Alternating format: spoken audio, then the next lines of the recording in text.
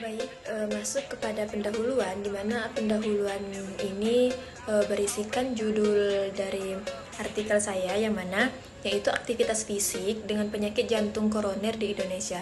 Yang mana penulisnya dari artikel ini adalah yang pertama itu ada Dian Yunanto Setyaji, dan yang kedua itu ada Yayi Suryo Prabandari, dan yang ketiga itu ada Imade Alit Gunawan. Nah, di mana artikel ini diterbitkan pada tahun 2018 dan artikel ini dimuat secara online sejak Januari 2016. Nah, di link yang tertera pada PPT saya. Sekarang selanjutnya itu pembahasan atau isi dari artikel ini adalah penyakit jantung koroner atau sering disebut PJK adalah istilah untuk penyakit yang muncul ketika dinding arteri koronaria menyempit oleh pembentukan material lemak secara gradual. Nah, penyakit ini tidak memiliki gejala pada awal pembentukannya dan merupakan gangguan kronis yang berkembang diam-diam di sepanjang hidup. Nah, penyakit jantung koroner ini bertanggung jawab atas sejumlah besar kematian dini. Nah, penurunan kualitas hidup dan tingginya biaya sistem kesehatan dan perawatan sosial. Mayoritas penderita PJK ini termasuk ke dalam kelompok usia lansia. Nah, namun jika dibandingkan dengan kelompok usia remaja, prevalensi PJK ini paling tinggi ditemukan pada kelompok usia manula. Nah, banyak penelitian epidemiologis prospektif menyebutkan bahwa terdapat kaitan erat antara perkembangan aterosklerosis seiring dengan bertambahnya usia.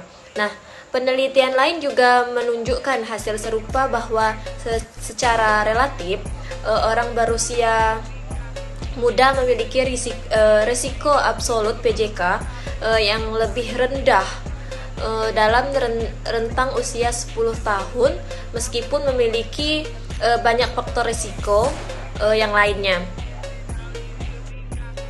Nah, prevalensi PJK ini lebih tinggi dijumpai pada kelompok wanita dibandingkan dengan pria. Nah, mayoritas penderita PJK di Indonesia adalah kelompok wanita. Jadi hasil ini sesuai dengan pernyataan yang menyebutkan bahwa di bawah usia 75 tahun, 42% itu wanita meninggal dengan PJK sebagai penyebab utama dibandingkan dengan 38% pada pria. Nah, penyakit jantung koroner ini juga disebabkan oleh penyempitan dinding arteri koronaria karena pembentukan lemak yang berakibat pada penurunan aliran darah di dalam pembuluh darah. Nah, hal ini akan mengakibatkan penurunan pemenuhan kebutuhan oksigen otot jantung sehingga menyebabkan penurunan fungsi otot jantung dan kerusakan sel otot jantung. Nah, penyakit ini juga dapat menyerang kelompok usia produktif sehingga banyak keluarga yang terpaksa harus kehilangan sumber pendapatan dan terbebani oleh biaya pengobatan dan perawatan yang besar, dan pada akhirnya beban perekonomian negara juga akan terus meningkat.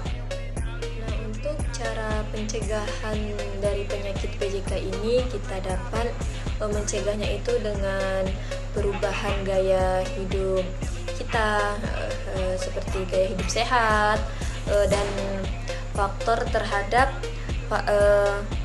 resiko sedari dini. Nah, aktivitas fisik yang menjadi acuan sebagai upaya pencegahan primer dan sekunder yang bersifat non-farmakologikal yang paling penting. Jadi, cara kita untuk mencegah penyakit PJK ini adalah dengan pola hidup sehat, menjaga pola makan kita, dan fokus terhadap faktor risiko sedari dini. Mungkin hanya itu yang bisa saya sampaikan atau yang bisa saya jelaskan hasil dari artikel saya.